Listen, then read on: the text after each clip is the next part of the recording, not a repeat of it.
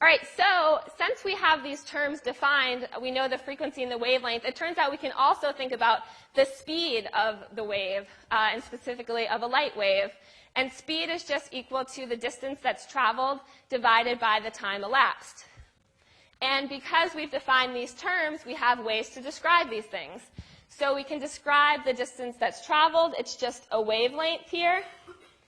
And we can think about how long it takes for a wave, because waves are, we know, not just changing in position, but the whole wave is moving forward with time. We can think about how long it takes for a wave to go one wavelength, so one distance that's equal to lambda. So how much time would that take? Does anyone know? So would it take, for example, the same amount of time as the frequency, or? The period, that's right. So it's going to take one period to move that long. And another way we can say period is just 1 over nu, or 1 over the frequency. So now we know both the distance traveled and the time elapsed.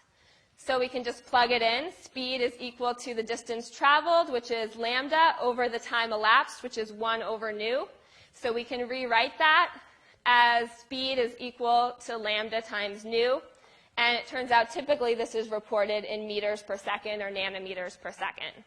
So now we have an equation where we know the relationship between speed and wavelength and frequency. And it turns out that we could take any wave, and as long as we know the frequency and the wavelength, we'll be able to figure out the speed. But of course, there's something very special about electromagnetic waves, electromagnetic radiation, and the speed. And it's not really surprising for me to tell you that electromagnetic radiation has a constant speed, and that speed is what we call the speed of light. And typically we abbreviate that as c, and that's from the Latin term celeritas, which means speed in Latin. That's one of 4 or 5 Latin words I remember from 4 years of high school Latin, but it comes in handy to remember speed of light. And some of you may have memorized what the speed of light is in high school. It's about 3 times 10 to the 8th meters per second. This is another example of a constant that you will accidentally memorize in this course as you use it over and over again, but again, that we will supply for you on the exam just in case you forget it at that moment. And this is a very fast speed, of course. It's it's about 700 million miles per hour. So one way to put that in perspective is to think about how long it takes to get for a light beam to get from Earth to the moon. Does anyone have any guesses? 8 seconds, Henry? That sounds good. Anyone else?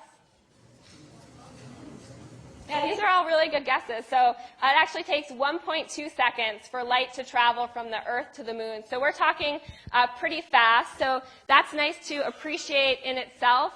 But other than that point, we can also think about the fact that frequency and wavelength are related in a way that now, since we know the speed of light, if we know one, we can tell the other. So you can go ahead and switch us to our clicker question here.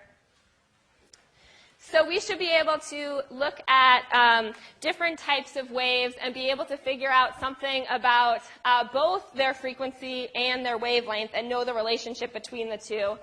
So it's up on this screen here now, so we'll work on the other one. If you can identify which of these statements is correct based on what you know about the relationship between frequency and wavelength, and also just looking at the waves.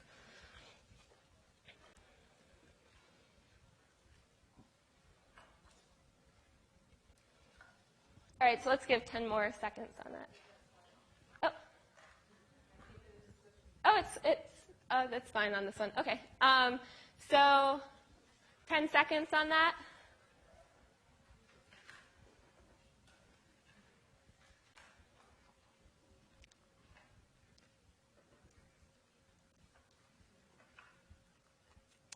All right, so good job. So most people could recognize that light wave A has the shorter wavelength. We can see that just by looking at the graph itself, we can see certainly this is shorter from maxima to maxima. This one we can't even see the next maxima, so it's much longer.